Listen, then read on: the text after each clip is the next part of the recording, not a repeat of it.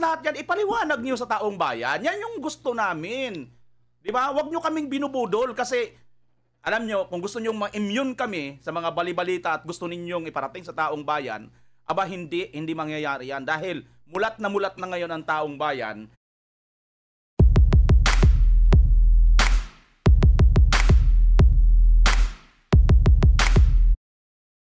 Sagot ni Ate Claire, sino po ang nagtatanong? Meron po bang Duterte dyan?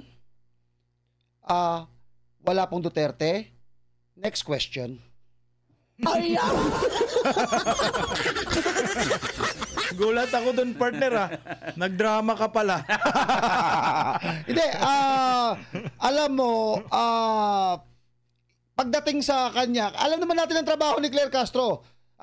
Taga-depensa po. Ang trabaho po niyan, depensahan ho, mga kabayan. Kaya kapag may nagtanong, sino po ba ang nagtatanong? Kayo po ba? Sino po ba? Ganyan lagi ang tingin niya. Kaya nga, sige, pag-usapan natin ito. Kamukha ng sinabi ni Claire Castro. Ang sabi niya, magkaiba yung confidential fund ni BP Inday Sara at saka itong si Marcos. Yes, magkaiba. Bakit? Magkaiba ho. Kasi yung kay Inday Sara, 125 million. Kinalkal ho nila. Yung kay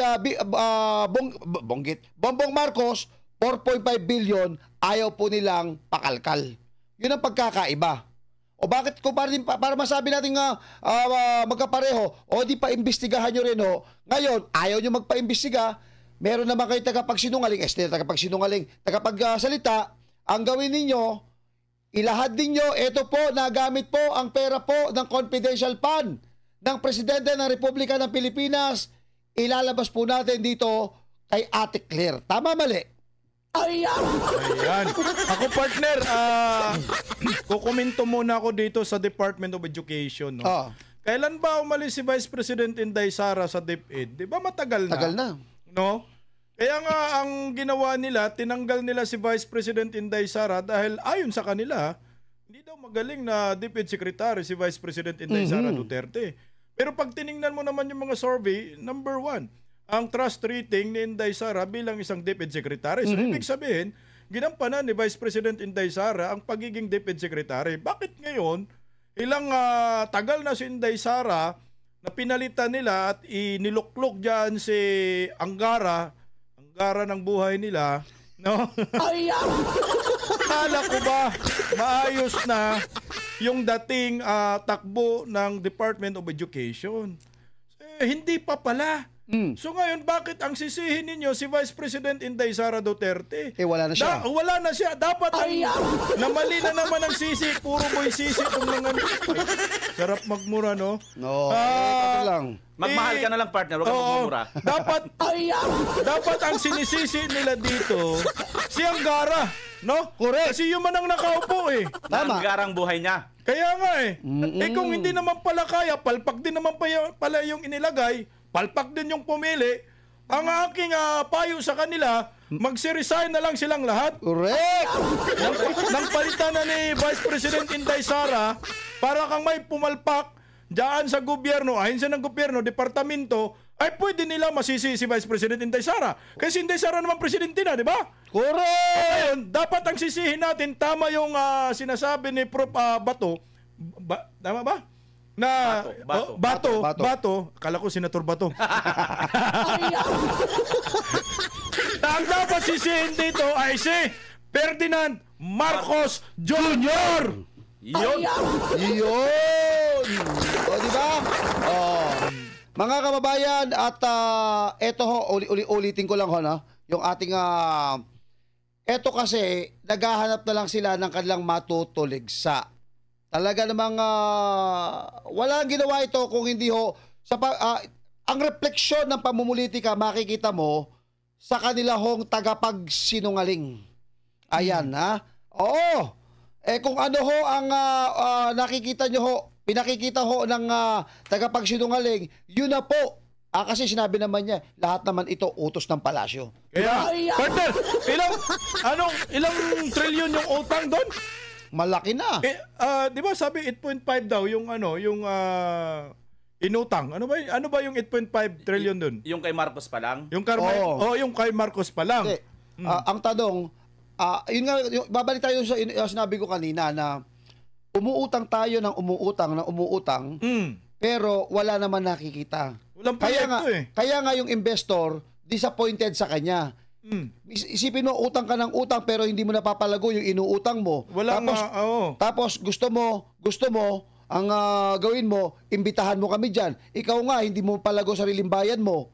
Tapos gusto mo, imbitahan mo kami dyan. Gusto mong bumagsak din kami. Kaya nga, partner, ito yung nakakatakot, partner, kasi yung utang ng ina nila, no? At ay utang din ng ina natin yan. Di yung mga ina natin, may mga utang yan. Di utangin na nila. Ang dami nating utangin na yan. Di, utang ng ina nila, utang din ng ina natin. Ganon? Damay-damay na to. Damay-damay na to. Utang ng ama niya. Utang ng ama nila. Utang.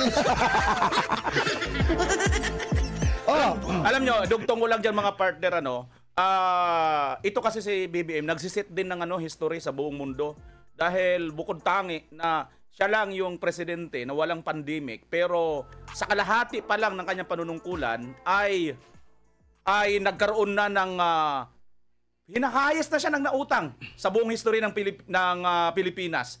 So, walang pandemic, walang proyekto, pero napakalaki na double ang utang na nagawa niya at hindi pa tapos ang kanyang panunungkulan. Yun. Bihirang utang na yan. Wala bang katapusan yan? Tol, balita mo na, Tol. Balita mo na tayo, Tol. At basahin mo na, BMR. At hindi, nasa papel mo na tayo. Bigay mo yung balita sa ating mga nanonood ngayon. Ayun.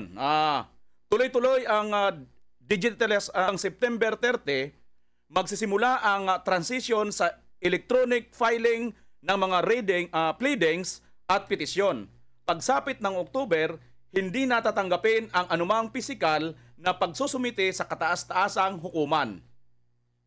Si Margot Gonzales sa pagbabalita.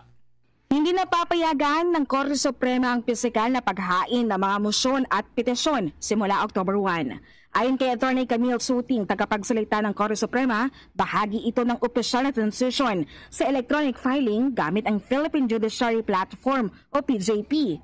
Habang nasa transition period mula July 1, kailangang magsumite ang mga abogado ng kanilang mga petisyon sa parehong paper-based at electronic format sa e-court system. Simula naman sa October 1, hanggang pagpapapicture na lang sa harap ng Korte Suprema ang pwedeng gawin ng mga petitioner dahil bawal na ang physical filing. During the transitory period, July 1 to September 30, pwede pa rin sila mag-file doon. They can file in person, but at the same time, they must also file through the PJP.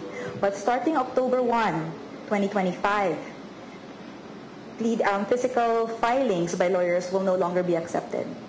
So dapat through PJP, they have the option to go there. Pwede sila magpa-picture, pwede sila magpa-presscon, but it won't be accepted. Ang mga abogado ay kailangang magparehistro sa online portal ng SC upang maisagawa ang e-filing. Sakop ng e-filing ang mga sumusunod na uri ng petisyon: petition for review on certiorari, review of final judgment, and order of the COMELEC and COA, petition for certiorari, prohibition and mandamus, petition for contempt, at petition for issuance of prerogative writs. The transition period is part of the Supreme Court's shift to a fully digital e-court system. Starting October 1, 2025, electronic filing and service through the PJP will become mandatory for covered pleadings filed by lawyers. Sa bagong sistema ng e-filing, inaasahang magiging mas mabilis ang proseso ng pagsusumiti ng mga pleading. Maging ang pagtanggap at pag-access sa resolusyon ng mga kaso ay magiging mas madali na rin. Once you file, let's say a motion, and then you upload it in the PJP, other parties in the case will be notified via email at the motion in the file, and you just have to log into your account to view the motion, as well as the resolutions of the Supreme Court. Paglilinaw ng Korte Suprema, tanging ang mga abogado na naghain ng petisyon ang makaka-access sa mga dokumento o resolusyon sa PJP o e-courts. So immediate na siya. You don't have to wait for how many days before you receive a copy of the resolution. The Supreme Court is very much aware and they value cybersecurity, so we have robust security mechanisms in place.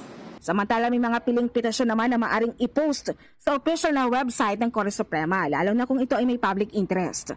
Maaari rin itong hingin ng mga media kung pahihintulutan ng korte. Only those that are of public interest. Yung mga public interest cases na nire-request nyo, can I see a pleading? Can we have a copy? We usually upload those on the website. Para sa Diyos at Pilipinas kong mahal, Mark Gonzalez, SMNI News. Okay mga partner, at para akong bumalik sa COVID Kasi nung COVID ganyan, di ba? Pero pag-usapan natin yung advantage at disadvantage nito. Yung disadvantage nito mga kabayan ay nakakatakot kasi alam naman natin, although mabilis ang proseso niyan, ang tanong dyan, gaano ka siguro na hindi sila mahahack? Correct. Di ba? Yun yung pinoproblema natin. Paano kung nahack yan? Halimbawa, magpapile ka doon, through computer na lang, di ba? Online na lang. So, wala ng physical. Kaya nga, balik COVID tayo. Lagyan na lang social distancing din. Anyway, mapabilis sana. Maganda naman yung mga partner. Hangarin. Maganda yung hangar ng Supreme Court. Ang problema lang, kailangan, yung risky kasi pa mga partner na ginawa nila to, nakahanda ba sila? Pagdating sa cyber attack. Di ba? Paano kung alam naman natin na kumilik ka, di ba? Kayang-kayang maniobrahin. Kaya partner, ano makukomento nyo? Tama ka dyan, partner. Yung sinasabi mo, dapat palakasin muna nila yung kanilang sistema na hindi mahack. Sa kabilang banda naman, okay naman para mapabilis. Kaso ang problema kasi parang secret po itong mga mga resolution, mga motion, na dapat hindi ito kakalat agad sa publiko at both parties dapat lang ang nakakaalam kasi meron na tinatawag na subjudice, di ba? Bawal sila magsalita kung ano po ang nangyayari sa kaso, paano na lang pag nahack. Yan ang pinakamalaking problema dyan. Partner, VMR. Ako sayang, bakit ngayon lang yan? Alam nyo mga partner, baka si Torre hindi ngayon i-impeach. Bakit? Kasi naalala nyo, ang tagal-tagal na nag-file nila Attorney Torion, nandun tayo, di ba, sa Villamor nung araw na yan, nung si Tatay Digong dinadala or kinikidnap nila papuntang dahig nitong pamumuno ni Torre. Kaya sabi ko sayang ngayon lang yan kasi kung noong pa sana yan, no? Noong pa sana yan. Baka hindi malipad si Tatay Digong, malamang, kasi mabilis Doon ako nakaanot mga partner, doon ako nakatuon sa sinasabi nilang mapapabilis. So, ang maganda lang nito, kung nagkataon pala na napatupad na ito noon, nandito si Tatay Digong. Nandito si Tatay Digong, hindi na paalis kasi nga kasi nga mabilis nila na aksyonan. Nakita ka agad through online lang Hindi sana ang detention ni Tatay Digong nandito sa Villamor, no? Oo, kasi kung makikitaan ka agad, sandali, hindi ito dapat at kailangan padaanin muna ito sa korte. Yun. At ayon nga dito, makikita ka agad nila, nandun naman sa Rome Statute, di ba, na sinasabi doon, kailangan muna, idaan muna yan sa proseso sa korte ninyo sa Pilipinas. Ayan, pasensya na mga partner, inabutan na tayo ng curfew. Ayan inabutan na ho. Gusto pa namin sana magbasa ho mga kabayan ng mga text message sa dyan ho sa mga live ho natin. Ang problema ho, inabutan na ho tayo ng oras. Bitin nga lang mga kabayan Bakit mga partner, hinahabol ba tayo ng oras? Oo nga no? At yan ang mga nainit na issue na hatid namin sa inyo hanggang araw na ito.